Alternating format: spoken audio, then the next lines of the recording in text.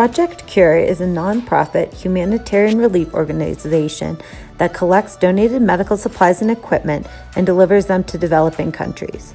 They also sponsor medical missions to send nurses, doctors, and other healthcare professionals to these countries. Headquartered in Denver, the organization has collection warehouses in 6 other U.S. cities and donates supplies to 130 countries. Recently, Project C.U.R.E has decided to pursue a global ambassador program to train people in countries where donations are being received to solicit donations from their local contacts. These ambassadors will be tasked with seeking donations from businesses and corporations located near to hospitals and clinics in need of supplies. In order to formalize and streamline the process of onboarding ambassadors, Project C.U.R.E has tasked us with creating an onboarding curriculum. Overall, it will help the organization by increasing sources of monetary donations for shipments. We will now use the 4 frames: structural, human resource, political, and symbolic, to analyze Project C.U.R.E's leadership and structure. The structure of an organization plays a crucial role in the strategic design and execution of various projects. Project C.U.R.E's mission is to identify, solicit, collect, sort, and distribute medical supplies and services according to the world's imperative needs. The CEO, Douglas Jackson, and Vice President of Operations, Chris Anderson, are at the top of the company hierarchy. Due to the dedication of thousands of volunteers nationwide, 3 to 4 cargo containers of life-saving aid leave Project C.U.R.E's warehouses every week. Project C.U.R.E is not a flat but a hierarchical organization, and every person in the organization has well-defined roles. A director of operations exists in every city in which Project C.U.R.E operates. Other directors and coordinators work on specific domains and functions. Structural leaders help groups clarify why they're there, who's in charge, who's supposed to do what, and how team members can work with one another to achieve the group's purpose. It must also be noted that the hierarchical structure with a very specific division of labor is especially important in the management of thousands of volunteers. Volunteer workers are imperative to the success of the organization.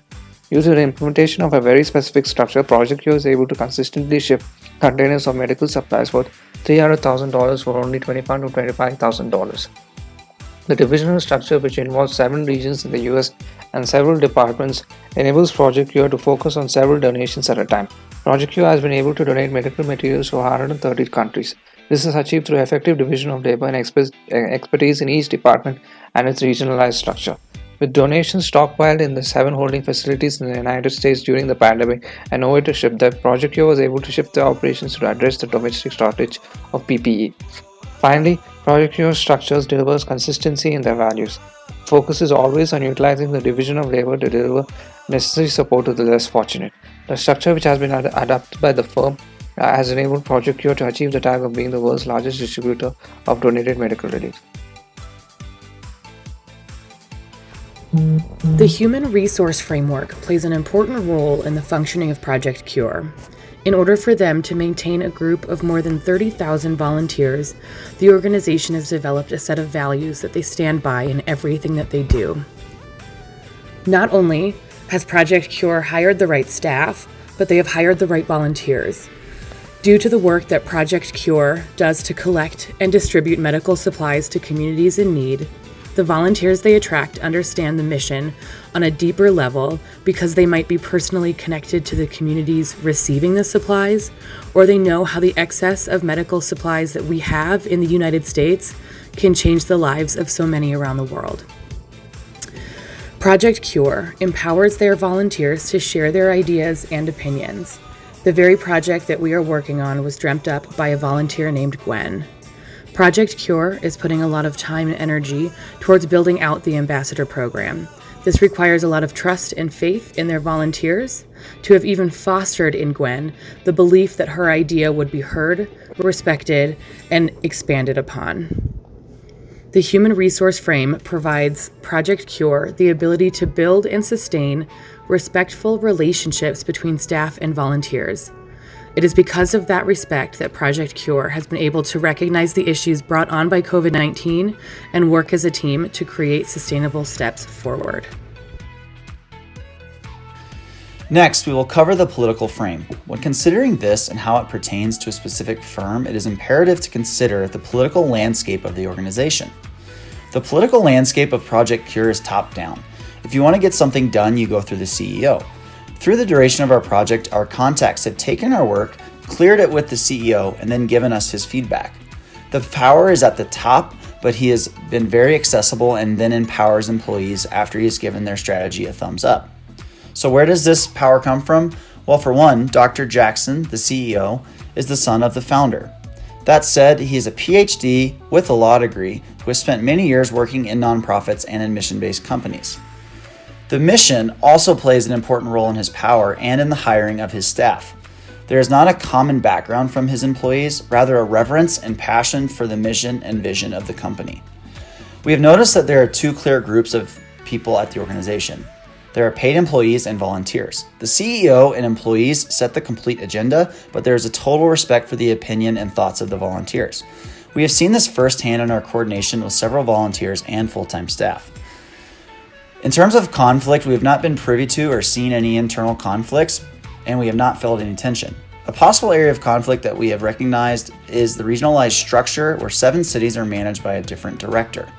That said, the political climate and power dynamics are clear and have helped Project C.U.R.E grow to its prominence. Project C.U.R.E is successful in utilizing the symbolic frame. They are sticking to the values and inspire stakeholders by its meaningful history. Now, let's listen to Dr. Jackson sharing about that story. So Project C.U.R.E got started in my mom and dad's garage in 1987. My dad had been doing economic consulting in Brazil, and his interpreter took him to a little clinic in one of these favela neighborhoods, and there was nothing in it, and it really tore my dad's heart out. So he came back to Denver and was telling some friends a story, and then had asked for help, and one of his buddies had a medical wholesale company and donated $50,000 to my mom and dad. The projects were founded using the compassion between people to build a better healthcare foundation all over the world. The CEO always takes the history of his parents as an inspiration for all of the employees. The CEO himself and the ambassador fly directly to the developing countries. These experiences improve the vision of the CEO that the organization has been supporting the right communities. Being a non-profit project, all of the stories are told through the testimonial feedback from the local residents. It motivates the employees and volunteers to keep dedicating to the main charity goals and also attract the attention of the potential sponsors and future ambassadors. Dr. Jackson is also a successful storyteller. He attended a TED Talk in 2016 as a speaker. His sharing inspired the younger generation to join the project, as well as widen the donation network around the US. Project C.U.R.E has successfully utilized social media to share their stories to the public. They also cooperated with Dimash, who is a Russian singer, to be their global ambassador and helps the company communicate a hopeful vision. The use of the symbolic frame is much more evident. The organization unites people, inspired through storytelling and history, and deliver a hopeful vision. Project C.U.R.E's dominant frame is symbolic. With the majority of its workers being unpaid volunteers and their source of revenue being donations, the organization relies on stories, leading by example, and its history of impactful work around the world. The CEO is the son of the founder and strongly maintains the foundation's original values and mission. With more than 16,000 volunteers annually, there's a strong buy-in to the organization's goals. The new program the organization wishes to create, the Global Ambassador Program, lacks structure, and this is a weakness within the organization. Different employees within Project C.U.R.E are being tasked with providing these new volunteers piecemeal information. This is taking away from their ability to focus on their designated roles. While Project C.U.R.E has a structure that significantly benefits their work, we suggest a slight reframe to focus more on this element of leadership and organization. Each distribution facility has a coordinator, which benefits efficiency and provides a division of labor. However, with the new project the organization is taking on, we suggest adding an additional coordinator for volunteers.